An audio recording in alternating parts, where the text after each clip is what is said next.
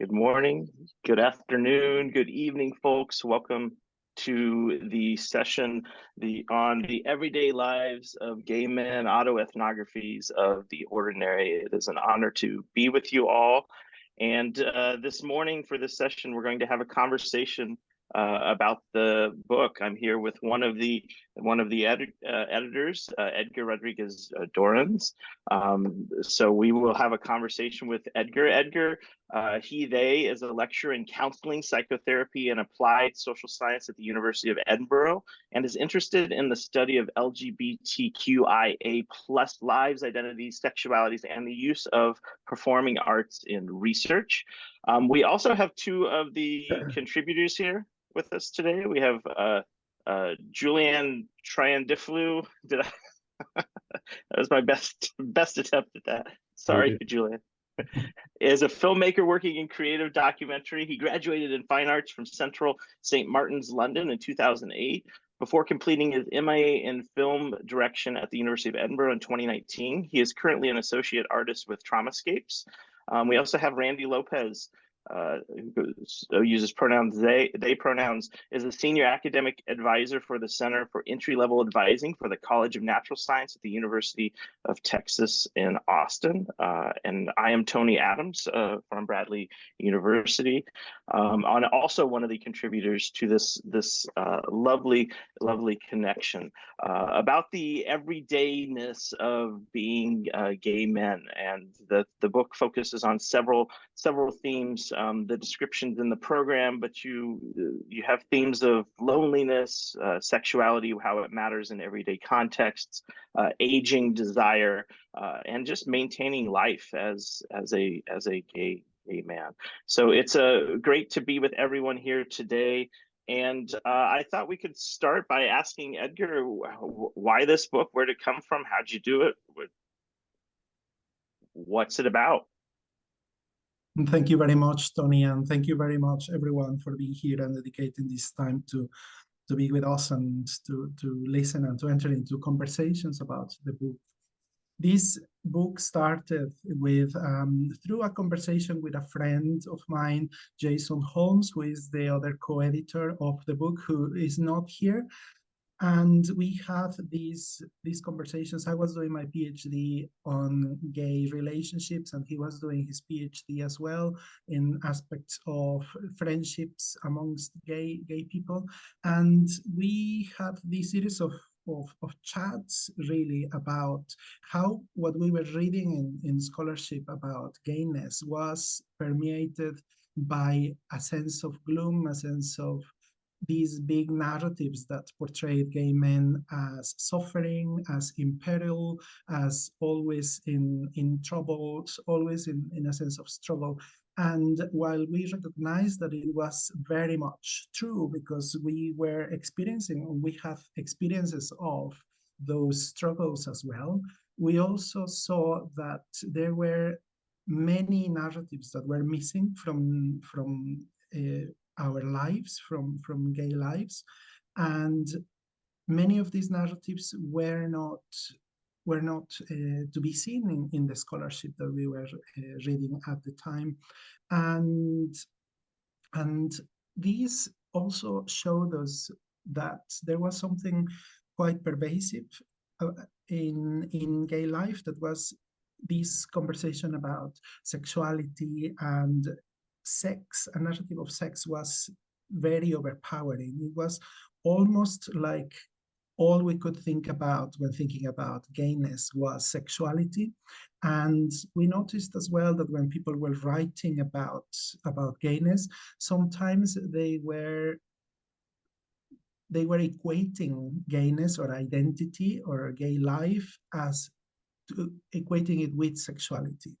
And we could see this in very minute conversations, as when people would say, oh, it's because of my sexuality that I have experienced these issues, or my family rejected me because of my sexuality, or and when we analyze this with our participants in our respective PhDs, we saw that many people were they were talking about their sexuality in inverted commas. Sometimes they were talking about everything else except sexuality. They were talking about their friends, they were talking about their experiences in college, they were talking about having a sense of discovery, having a relationship with their families, finding communities. They were talking about 100 different things that were many times unrelated to sex and sexuality. So, and these everyday aspects of life were not registered, but were not picked up in the literature that we were reading. And there was something really lost, missed about the ordinary aspects of our lives. For example, when Pride Month was coming, all this narrative of pride would come to the cities where we were living, and we could see rainbow flags everywhere, and there was this big narrative of pride. And then if we would attend Pride, we would be in the march, and then what happens? What happens when the Pride March is over and people go back to their homes? And what do they do? Do they go back to a loving house? Do they go back to a house where they live on their own, where they are feeling lonely? So those aspects of what happens afterwards, or what is what is missed in these big narratives. And those series of conversations and observations led us to think about creating a collection where we could write about the everyday, in the everyday life of our fellow gay people. And we started, we touched, we knocked various doors, editorials, and I think we went through conversations with various editors, and they seemed to be receptive at first, but then what they didn't seem to get was the everyday aspect, like the ordinary aspect. Like they would see, what is the edge, what is your angle, why ordinary life is interesting. And it seemed very difficult for us to convey and for them to get. So there was something lost in the conversation. The communication wasn't effective, and we couldn't get to the door, through the door, to launch this book. And eventually we came in conversation with an editor at Routledge, and she was fantastic. She really got the everyday aspect, these narratives that were missed, and that was really what made the book possible, because Jason and I crafted this proposal, and we got very good feedback, and then that's when we started inviting people to contribute to the book, to people who we knew, and sometimes people we didn't know, but people who showed in the writing a particular angle angle to approach gay life. And we started inviting people to contribute. Some people accepted, some others didn't, and yes, so that was the beginning, and that's how it started. That's great. Thank you for this. I forgot to also mention, I'm putting the link in the chat. This book is available in hardback, but also open access with Routledge, which is one of the first books I've seen published in that way. So it's really a great opportunity and text to have it as an open access type. But that's something we might talk about later.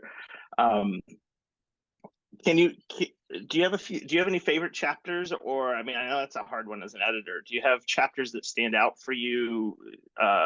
This could be, talking with the other folks here who have contributed stuff, but have there been those chapters that you learned stuff from that you're like, wow, I just love? Yes, I think that would be a good question to ask. Maybe I love every single chapter because each one approaches it from a different perspective. One of the chapters that surprised me the most was the last chapter by I think it's chapter 12 by Whitney Bowman. And Whitney entitled his chapter Planetary Times and Queer Times.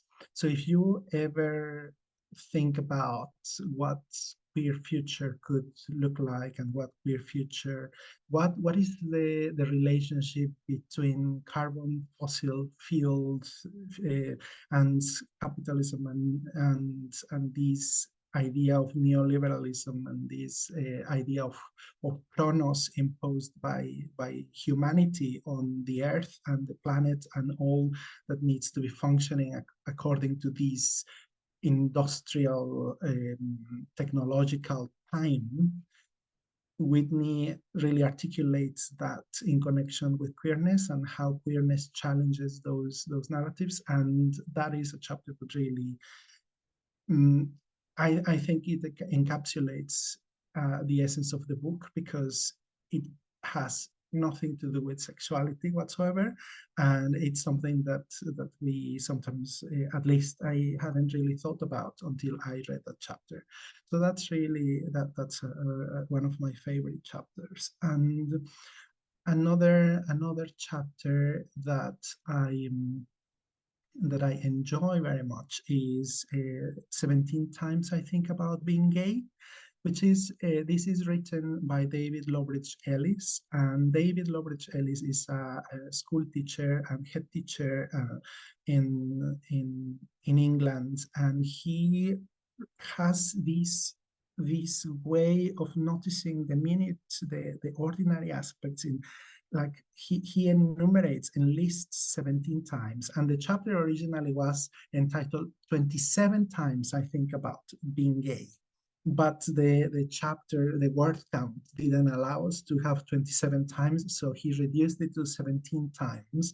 And it really speaks about how he's surprised by daily encounters with objects, with people, with the environment, with aspects of life that remind him of his gayness, and when he's not thinking about it at all. Like, for example, when he enters a card shop and he's looking for a card, and then he's reminded of his gayness because sometimes he sees that at the time he wrote it, there weren't many options of cards where they would see like Mr. and Mr., or it could be very heteronormative based. And things have changed in some aspects, in some regards, but at the time he wrote it, he would have this experience of, it seems that there is no space for my gayness here.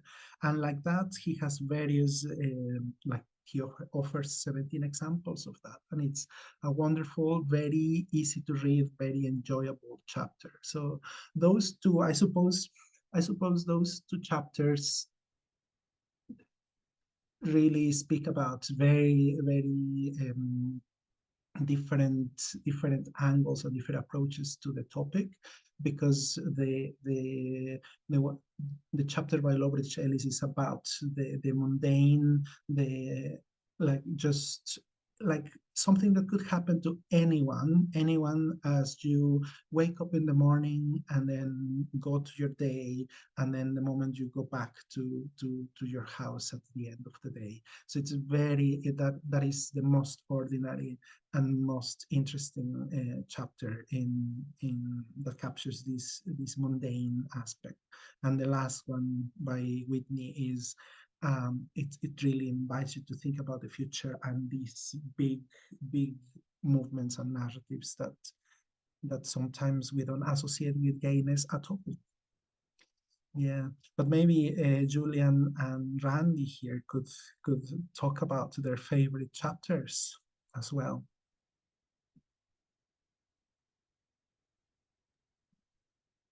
Randy's saying, I guess for me, a lot of what I found in it was sort of familiarity. And I think for me, what I was looking for throughout was that I was like, oh, okay, I'm meeting like-minded people here. I'm meeting another kind of ordinariness through someone else's words. And it was, I think it's sometimes rare to find those spaces where so many different interpretations are collected and to have them all compiled into one space. So you have all these various rooms you can visit where you can see elements of yourself, and to find that, I don't know, if that for me was very encouraging. And even now when I return to it, I find new things and new spaces that I can go to that are becoming ordinary. So for me now, like Seamus Pryor's text on the counseling space, as I'm moving into a counseling training myself, I'm like, oh wow, this has a whole new resonance for me now. It's a new kind of ordinary for me. And so it develops and changes in a new way.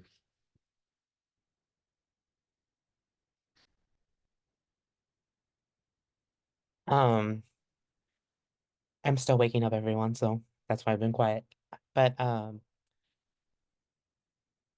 I find um that it has been interesting to connect with all these different stories, especially because everyone is around the world, and there's definitely like a universal experience that we all have. Um, and now I think about me continuing to explore this book and also to revisit it in some aspects, especially given light of like how, things have changed for me and how things are currently going within like the state of Texas, and how has my ordinary life been changed in the political climate in light of, like, for example, SB 17 passing here, which has closed LGBTQ plus centers on campuses across the state. So like that has definitely been something that I would like to like explore and also understand how that's affecting the ordinary lives of like individuals within the community.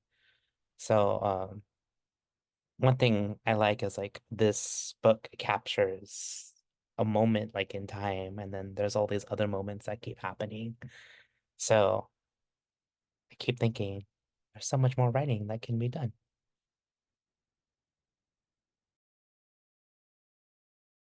Very nice. Yeah, thank you all. Yeah, great chapters. So, so why, Edgar? Why this? I do want to ask, and this could be quick or not quick. Why this use of the term the gay men? Why gay men? Why not? I want to say more than, why that focus on gay men? Are you on the mute? Yes, that is a very important question, Tony. Thank you. This book is part of a book series by Routledge entitled "Transforming LGBTQ Lives." And Jason and I talked about these before. We were thinking about the everyday lives of LGBTQIA plus people. But then as editors, we also thought that there was something important about our own experience and our own expertise in the sense that we wouldn't have the expertise on talking about lesbian life, for example, or pansexual lives, or on the asexual lives. So sometimes it can be inappropriately seen as someone who is part of the LGBTQIA plus communities can be seen as someone who is who can talk about all these communities and all the diversity within them. And certainly we know that that's not the case. So for an autoethnographic chapter, an autoethnographic book, we really thought that the expertise on gay men, because where we identified as gay men at the time. It was something that we needed to start from a very focal position and really having our position clear in that way. Love it. Yeah, and this book is a wonderful model for other. You show what you can do, and if you stay focused on these. Yes, yes, it was. It's a It was great very model. important. Yeah, thank you. Very nice. So, what did you after assembling this? What did you learn about sexuality from this after working with all these tales? You and I talked before the book ever, many times before the book ever happened about sexuality, and then how, and I know I'm familiar with your work. What were some new things that you learned from working with folks? I really learned about the power of dialogical conversations. These dialogues where I entered into the unknown and really being open to listen to what people had to say, and trying to strip all the preconceptions or all the assumptions about what I knew about gay life, to really listen to what people had to say, and not only embracing the unknown, but seeking the unknown, and really being like pursuing that sense of what is it that I don't know about gayness and about gay life. And I learned one, for example, in chapter by Yasin Kok, who is a scholar from Turkish origin working in the Netherlands. Yasin talked about his gay life navigating with privileged systems. So he talks about the lack of ordinary privileges, things that people don't even realize that they are privileges, but that they are quite evident when you realize that is that when you encounter this situation that reminds you, oh, I am not part of the majority. I am not part of the people who have a sense of belonging just because they are part of a majoritarian group. And that concept, for example, of lack of ordinary privileges, that's something that I learned that has stayed with me, and that is part of the learning as well. With Julian's chapter, for example, I learned something quite important about the way of writing in a cinematic form. It's the book is the chapter by Julian, I Dreamt of a Stranger, is quite visual in a way. It's written, but it has this kind of, I think the title is very appropriate because it has a dreamlike quality, something that is, it makes me enter into a trance, and it was quite evocative when I was editing, and so that was quite it had a felt quality. Similarly to Randy's chapter, Randy's chapter, it happens in the shower room, and it creates this sense of being in the shower, and it's quite evocative as well in that. So I suppose I learned through editing those books, those chapters in collaboration with them, how the craft of the writing can create these vivid qualities. So yeah, those. Love it.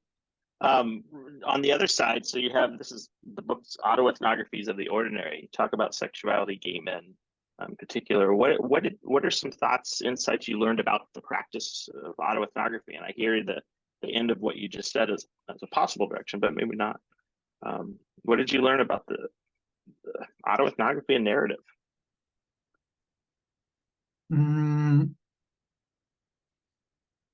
I suppose I learned that there is, I think what autoethnography ultimately shows is that there is no single trajectory or course of development of gay life, that even though we think we know that there are certain milestones or certain rites of passage or certain aspects of gay life that are common to all gay people and arguably to some LGBTQIA plus people as well, that certainly these autoethnographies show that there is no single trajectory or no single life course. So that is, and that more work needs to be done to really know about these aspects. Very cool. You know, I yes to all, and I love the Julian. You said that there's a familiarity with this work, and Randy, I think you said something like this offers a snapshot in time, and that's exactly, you know, there's that dance of, you know, this work is beautiful, just so beautiful in that way. It's all of those things, and you get a sense of we're not the same, but there's there's such a familiarity across all the texts that are so different. So yeah, really neat. Let's do did you encounter any ethical issues doing this work? Yes, and this could be oh, you did. Okay. Can you speak to any of those? Yes, one of the main issues we found was self-care.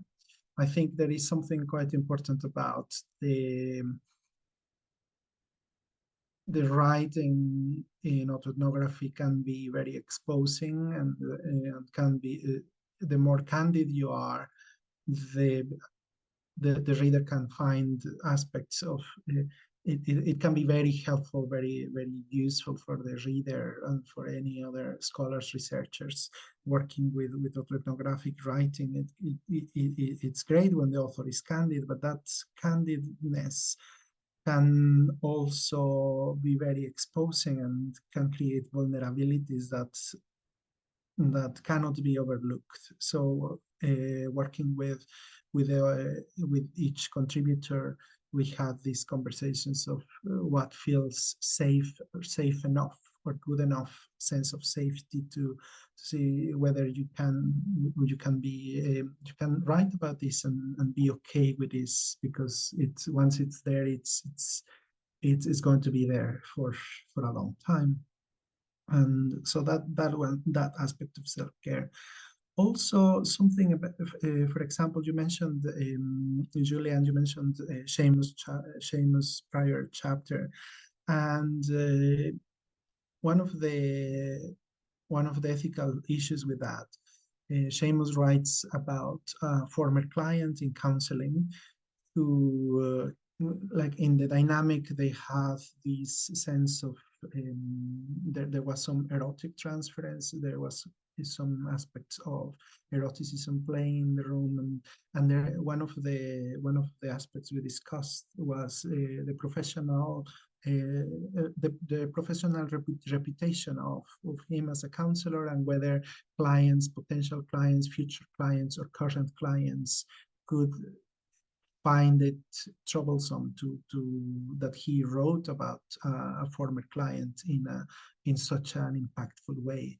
And so Seamus is very good at thinking about all these ethical aspects. So he made all the necessary adjustments to make sure that the identity of the client he writes about, and the client is not really the focus of the chapter, because it's an autoethnographic experience, but the client catalyzes something in Seamus, and so we were very careful about that portrayal of the other, because autoethnographies cannot be just about the self. We always implicate other people. So wow, thank you for that. I want to pursue a counseling program at my current university, and I was talking to a few other counselors, friends who are counselors, and one told me from our meeting, who this is absolutely out of love, and she said, awesome, do it.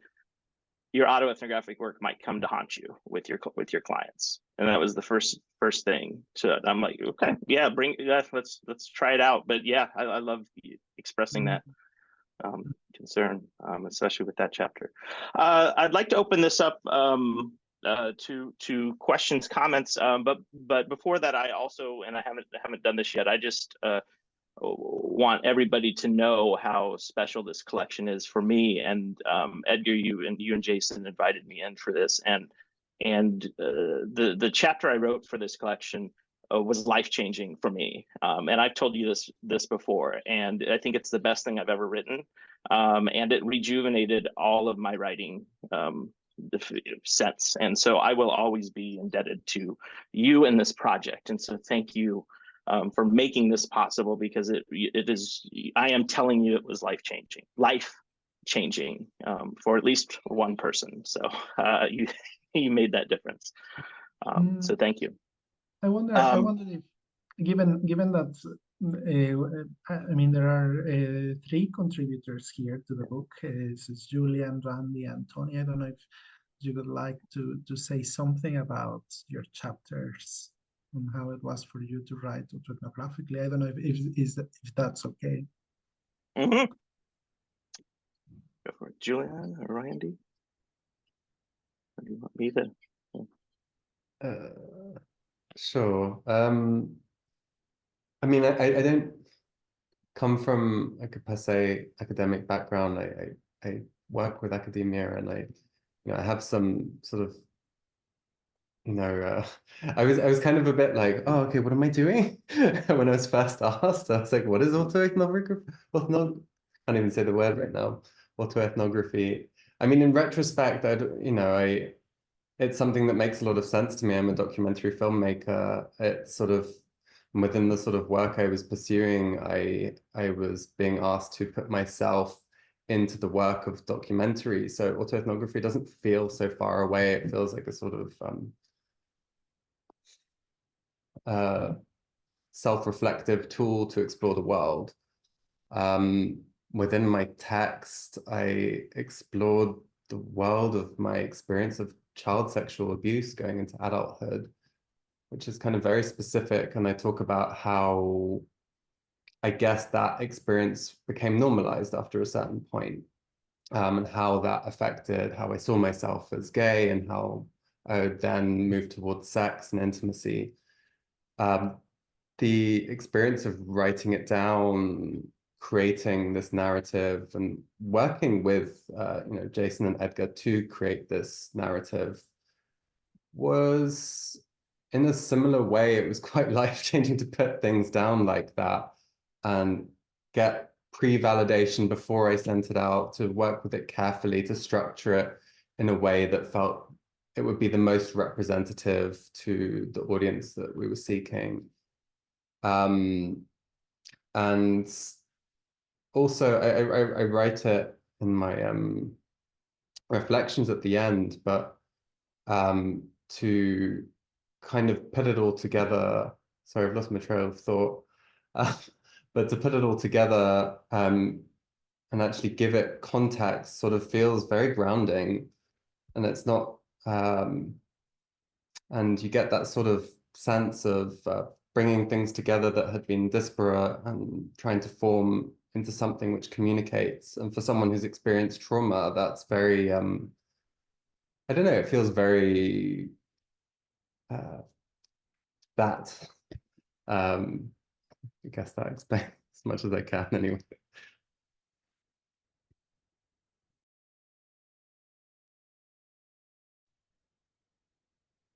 I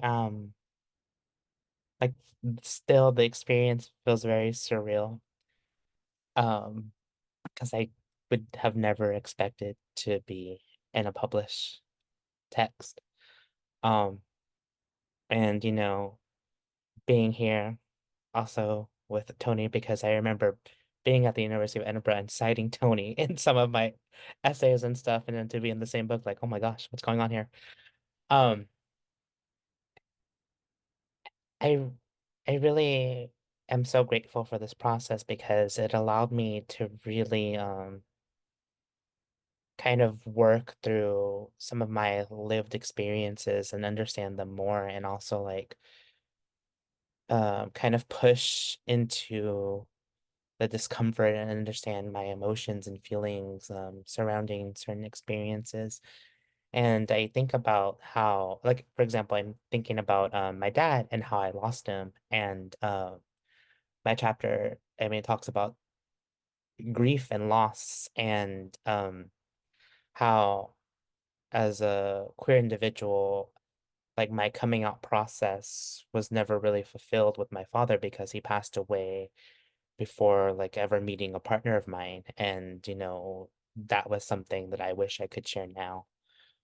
But like, you know, having this chapter written and out there, it feels like this works in that place. Like I have kind of still come out to my father and shared this, like my lived experiences with them, even though he's not physically here. Um, and you know, thinking about this type of aspect of like grief and loss, like I don't know other individuals who've had this experience, so it feels refreshing to put this out there in the world to connect with people who are dealing with this. Um, and it just feels very remarkable. And to talk about this is I keep going back to the word surreal, but it's a very like a wow moment. And I'm also using this writing, this work as motivation for when I start my PhD at UT, which is coming up, to really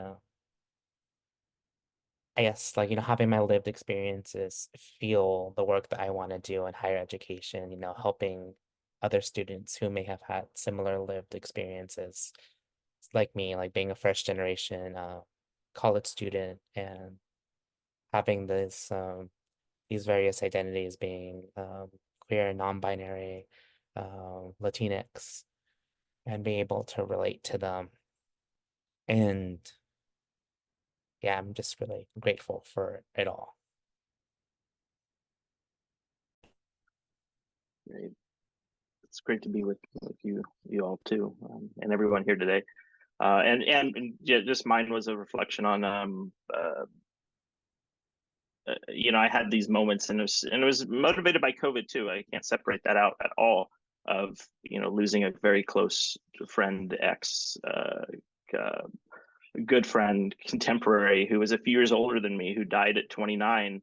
And I wrote this chapter from 42 at 42, and it was a reflection on all the stuff that he missed that I was able to do. And it's, so there's a mix of you know, survivor's guilt, and everybody else, you know, broadly, you know, I just rooted on the one.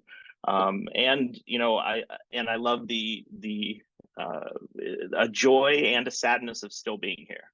And I want to emphasize the tension there, the joy and the sadness of still being here.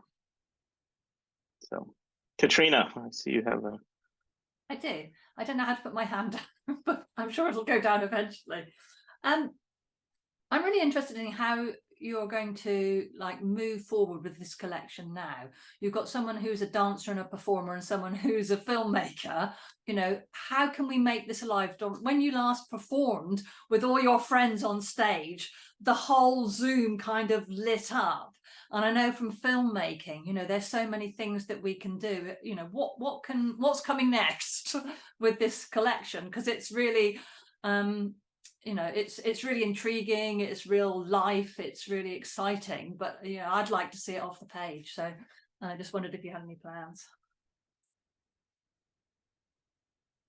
Wow, such a question, Katrina. I don't know. I don't know. I currently have other projects going on, but I think that this is it's at the back of my mind. I think this is going to lead to something. And at some point, I talked to Julian some years ago, and I said, "Oh, could we do a film of this chapter?" And maybe I don't know, but certainly being engaged with other ways of like bringing, as you said, the words to life, and maybe doing a theater play, working with performance, working with dance, working. Yes, I don't know, but there is a desire for it. Yeah. Julian, what have you do you see? I mean, filmmakers usually see things in their heads, you know, in shots. Have you got these stories in your heads as a movie already? I mean, when I read it, it's very visual for me anyhow. I mean, like most chapters conjure up spaces very clearly, so that it does have that cinematic aspect to it.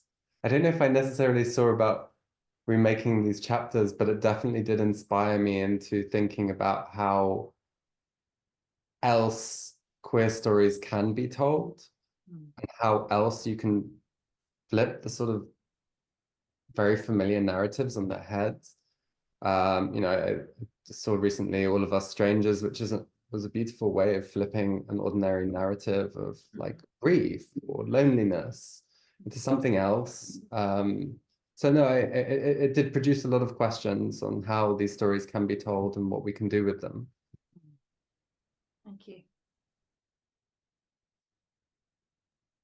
There is a question by Claudia there.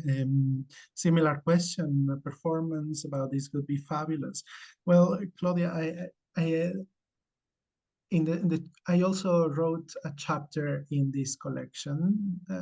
In addition to the editorial process, I wrote this chapter about a friend of mine who, with whom what I see now, like looking back, because it's a chapter that goes back to 20 years ago. And I see how we reclaimed our space as gay people, because we were teenagers, and I developed the concept of protective relationality, something of how me on my own, I couldn't have done all the things that I did because I was with him. So there was this sense of connection. We had the immense fortune of finding each other when we were teenagers. And together, we were able to reclaim the space that normally is heteronormative space, that it's not necessarily welcoming of gay people. And that chapter speaks about this friendship, and I wrote a play, a performance that we did online. We did it during COVID time, and it's a play that it's there. So it is not necessarily part of the book, but the book gives this glimpse of what that friendship meant to us. And I want to put the link in the chat if you want to look at it. It's a very long play. Now I look back and I don't know I don't even know how we did it, because we were in COVID times. It's a play that brings together about 20 people dancing, singing, doing lots of things. And I think if I were to do it now, I would be terrified. But we just did it, and it's in Spanish, but it has lots of dancing, and so you can just have a look if you feel like.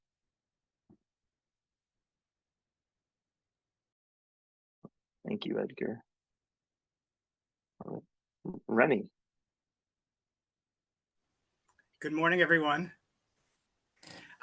So a number of years ago, I was doing my master's, and when I was beginning the process, I was reading a lot of queer theory, and I can't remember what I read at that time, but there was one kind of article that was criticizing queer theory and saying, you know, two of the criticisms, the main criticism was that one is full of jargon that the ordinary people can't understand, and the second, that it's full of narratives of the sex lives of white gay men. And so as I read that and I reflected on what I wanted to do, I then decided, you know, I wanted to write narratives that were about the ordinary and about my life that was not about sex and sexuality, because many years I've been abstinent. And if I looked at it through just my sex life, then my whole rest of my life would be rendered invisible. And so I guess I'm wondering, did that inform any of your thinking as you were writing these chapters? And I cannot wait to read this. So thank you so much. Yes, absolutely, Rennie. Thank you very much for saying that, because this book doesn't deny or minimize or doesn't underestimate the sexual part of being gay. It doesn't, but we are saying being gay is not all about sex, and it's not about sexuality. That is one part of our lives, and it's one that is very important, but there is so much more to talk about. So we invited these definitely just what you said. I would say yes to everything, really. That's exactly, and we don't really engage much with queer theory in the book, because my experience with queer theory is that it invites a political position that we already have just by our very existence. We are already political beings. So we are being political through our writing without necessarily bringing the political in a very evident way. So we engage through it, I would say, through subtle politics of gayness. And it's I think the book probably one of the underpinning ideas of the book is that sometimes we just want to live our lives and to go on about our days and to go on about our activities and have a life where we don't have to be on guard all the time. So yes, but thank you for saying that, Rennie.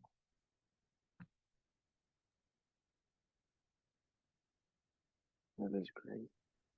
Any other questions, comments? We have a minute or two, few minutes. Elizabeth. Good morning. Hi, Elizabeth. Good morning or good afternoon. Thank you so much for sharing your work. I was just curious, in working with all the authors, did you notice anything with respect to perspective and life stage? Any notable differences between people and life experience younger versus those who are older? Yes, thank you for that question. We have a chapter which is called In My Latinx Queer Shoes. Is it by Oscar Pantoja Guzman? And at the time of the writing, he was quite young. He was probably in his 20s, and I worked with him very. It's probably the chapter that required more work from an editor's perspective, in the sense of trying to make sense of the experience that was very, very current, very, very present time for him, and that it was something more immediate, and something that I noticed with other authors. For example, we have a chapter, the foreword by Ken Plummer, and he wrote this chapter that is a retrospective of the decades of his life in in London and were growing up in the UK and becoming this prominent scholar. We were quite fortunate that he accepted the invitation to write a foreword for this book, and I saw probably that sense of perspective of looking back, something that could be. I mean, that is an overgeneralization, but perhaps that sense of perspective with authors who were quite young, maybe they was more immediate, and then others had addressed aspects of life that were more like a retrospective. Maybe I say that very tentatively.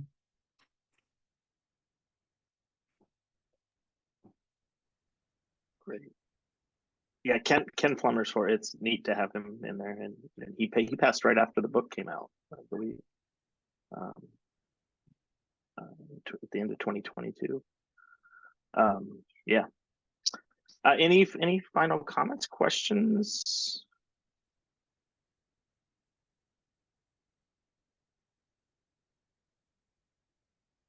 I do have to ask how you.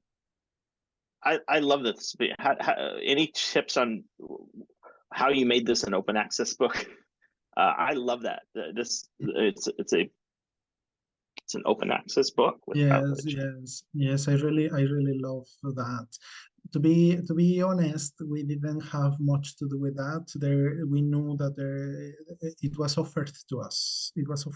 They said, the editor at the time said that the Routledge was working with.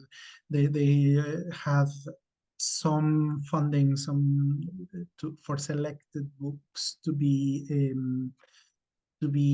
made open access, and what they said was that the book proposal was one of the best they had ever seen, and that it was so detailed and so that it was so good that they just passed it without any like significant comments or corrections. It was so clear. I remember they said that, and Jason and I were quite chuffed because it was just very an acknowledgement based. Maybe it helped that we went through various editorials, various publishers, that we kept working on it and working until it was quite polished. But it was just offered to us, and we and I think some authors, it's my impression, some editors or some authors didn't want their book to be open access because they thought that it could decrease the sales of the book. And we said, well, we are not interested in like sales or being like profit from this. We just want it to be read, and it made it really easy to. Anytime we recommend the book, we just pass the link, and it's there. Everyone can read it for free. I love that. I did not know any of that. I assumed that you had money that you that you asked to do the open access. That's brilliant. No, we didn't have any money. It was offered. That's phenomenal. Yeah, I think it was the first book I've ever seen from at a for-profit press publish something open access, a book like that. I mean, there are other presses that's their model, and you might do a donation. But so. Yes. Thank you for being with us today. Yeah, go ahead. Yeah. Yeah, no, it's there, and I'm putting the link on the chat as well, so you can just it's there. Everything is for free. Great. Thank you all for being with us today. Any final remarks from you, Randy, Julian, Edgar? I will just say, like, still really grateful for this entire experience. Thank you, Randy. Thanks. And Julian and Tony and everyone for being here and for keeping the spirit of autoethnography alive and to be very stimulated by autoethnographic writing. So, thank you all.